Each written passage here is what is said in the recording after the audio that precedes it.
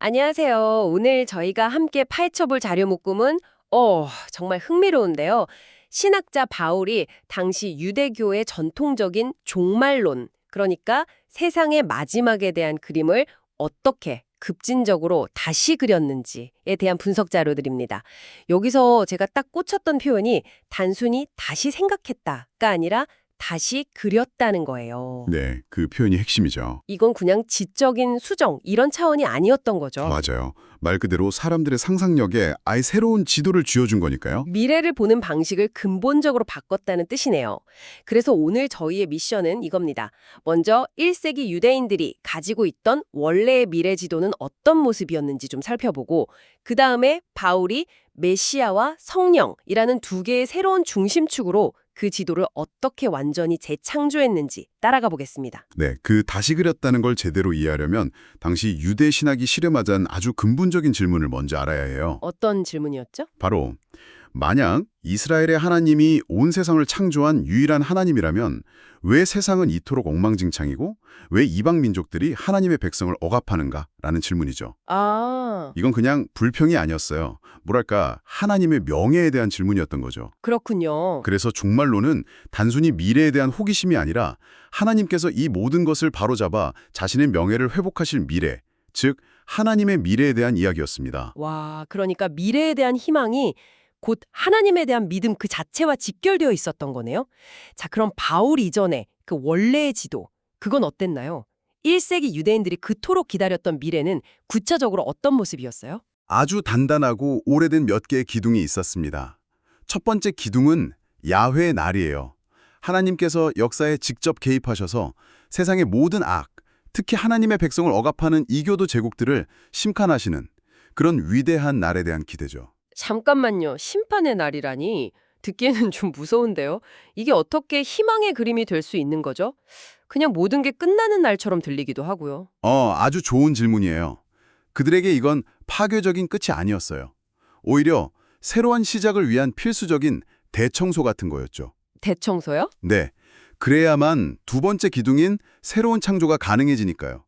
이 심판을 통해 깨지고 왜곡된 창조 세계가 마침내 온전히 회복될 거라는 믿음이 있었던 거죠. 아, 이사야저 같은 곳에 나오는 사자랑 어린 양이 같이 뛰노는 그런 그림이요? 바로 그겁니다. 바로 그런 세상에 대한 꿈이었죠. 아하, 대청소를 해야 새 각오를 드릴 수 있는 것처럼요. 심판이 있어야 새로운 창조가 온다. 네, 이해가 되네요.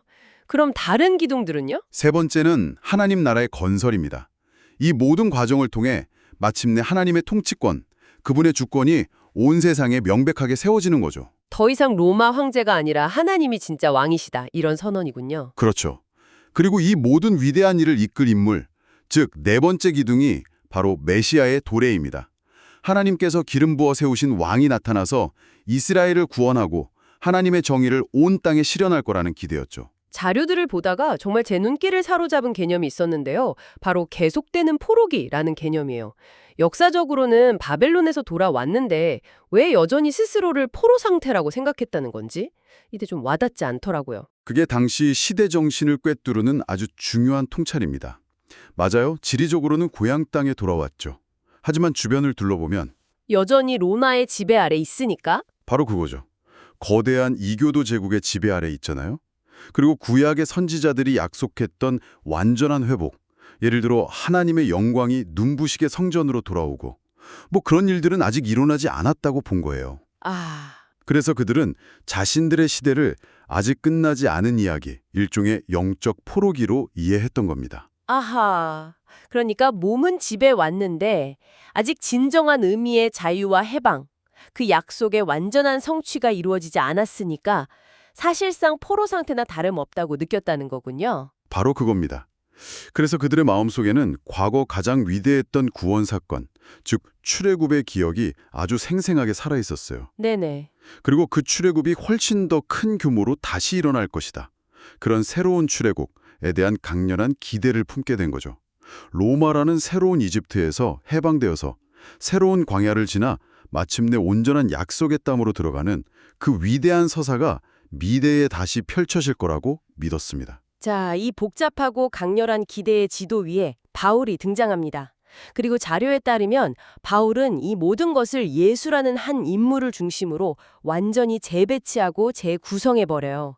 정말 대담한 시도인데 이게 어떻게 가능했을까요? 바울의 가장 혁신적이고 폭발적인 주장은 이것이었습니다.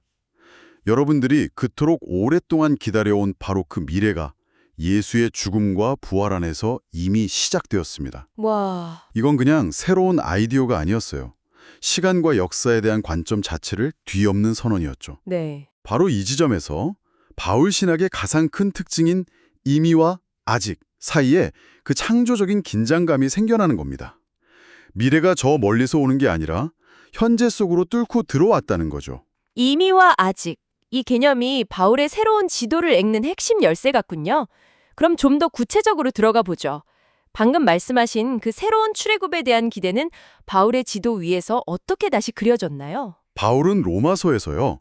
그리스도인의 삶 전체를 하나의 거대한 새로운 출애굽 서사로 그려냅니다. 삶 전체를요? 네, 세례를 받는 것은 홍해를 건너서 죄라는 이집트의 노예 상태에서 해방되는 사건이고요. 성령의 인도를 따라 살아가는 지금 이 현재의 삶은 최종 목적지인 새 창조라는 약속의 땅을 향해 가는 뭐랄까 광야 여정과 같다는 거예요. 잠깐만요. 저도 그 부분을 읽으면서 솔직히 좀 과감한 비유 아닌가 생각했어요. 한쪽은 군대와 바다가 갈라지는 민족 전체의 역사적 사건이고 다른 한쪽은 개인적인 종교 의식이잖아요. 이 둘을 연결하는 게 당시 사람들에게는 좀 무리하게 들리지 않았을까요? 충분히 그렇게 생각할 수 있어요. 근데 바울의 핵심은 사건의 규모를 비교하는 게 아니었어요. 그 안에 담긴 구원의 패턴을 드러내는 데 있었죠. 구원의 패턴이요? 네, 노예 상태에서의 해방, 물을 통과함, 새로운 삶의 시작, 약속된 미래를 향한 여정이라는 이 근본적인 패턴. 이게 예수 안에서 영적으로 반복되고 성취되었다는 거죠. 아, 그래서 역사적 출애굽이 이제 그리스도인의 현재를 이해하는 틀, 즉 지도가 된 겁니다. 패턴의 반복이군요. 그렇게 보니 이해가 되네요.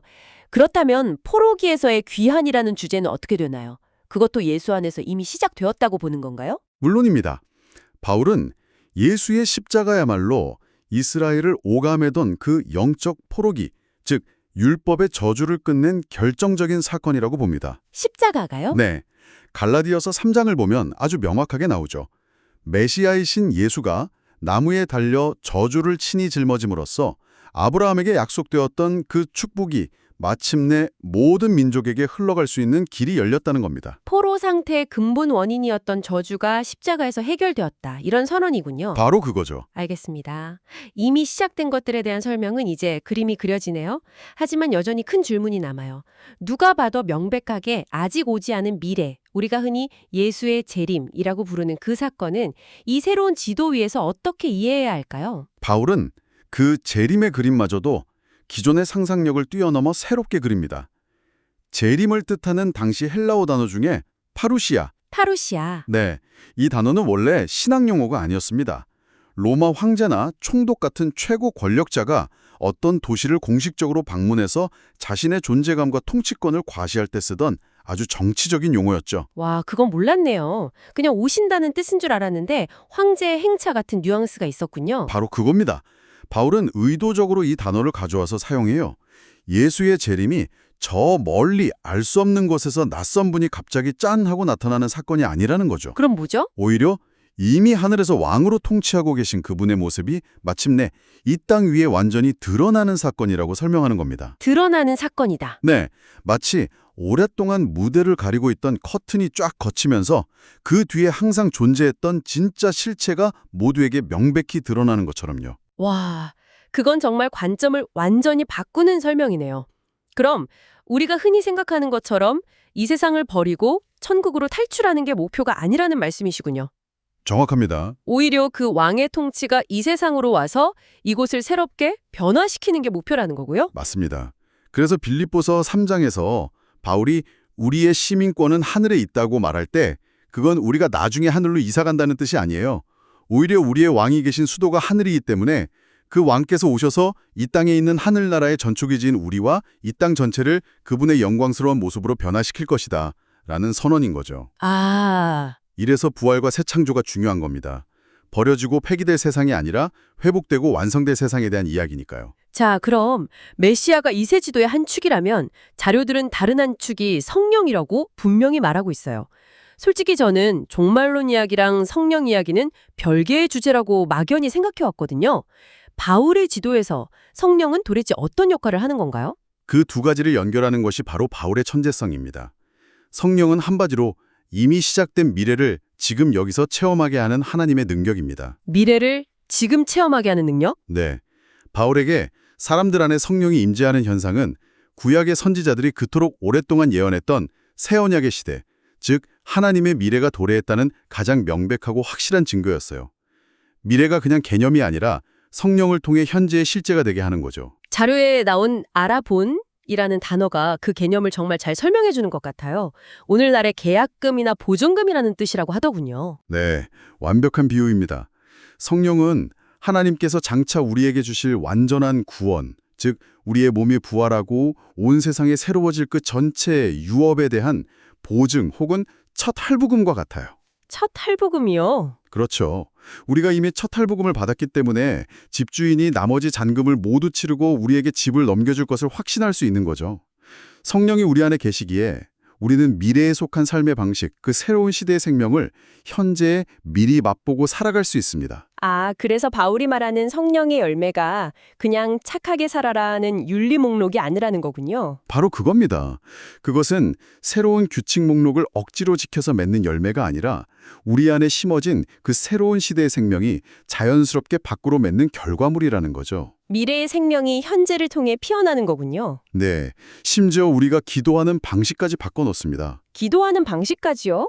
그건 어떻게 연결되죠? 로마서 8장에 따르면 우리는 이미 구원받았지만 아직 완성되지 않은 세상의 고통과 신음소리 사이에 끼어 있어요. 네네. 그래서 때로는 너무 지치고 혼란스러워서 무엇을 어떻게 기도해야 할지조차 모를 때가 있죠. 있죠. 바로 그때 우리 안에 계신 성령께서 말로 다 표현할 수 없는 탄식으로 우리를 대신해서 기도하신다고 말합니다. 우리의 연약한 현재를 하나님의 거대한 구원 계획, 그 궁극적인 미래에 연결시켜 주시는 거예요. 와, 기도가 단순히 내 소원을 아뢰는 행위를 넘어서는 거네요. 그렇죠. 하나님의 시작된 미래에 동참하는 통로가 되는 셈입니다. 이 모든 것을 종합해 보면 바울이 종말론 지도를 다시 그렸다는 건 정말 몇 가지 신학 이론을 수정한 것 이상의 거대한 작업이었는데요. 이건 세상을 보고 역사를 보고 나 자신을 보는 방식 자체를 바꾸는 일이었던 것 같습니다. 맞습니다. 결론적으로 이것은 미래가 우리가 그저 수동적으로 앉아서 기다리는 어떤 사건이 아니라는 선언이에요. 네. 오히려 성령의 능력을 통해 바로 지금 여기서 능동적으로 살아가야 할 현실이라는 거죠. 십자가와 부활에서 결정적인 승리는 이미 이루어졌습니다. 그리고 그리스도인의 삶이란 그 이미 성취된 승리를 각자의 현재 삶 속에서, 가정에서, 직장에서, 공동체 안에서 구현해내고 실천해내는 과정이라는 겁니다. 아, 따라서 기독교 윤리는 단순히 새로운 규칙을 지키는 것이 아니라 새로운 시대를 살아내는 것이 되는 거죠. 자료의 마지막 부분은 주언이 바실의 사도적 삶, 그러니까 그가 겪었던 수많은 고난과 쉼없는 선교 여정, 그 자체를 이 시작된 종말론에 적극적으로 참여하는 방식으로 이해했다고 강조하더군요.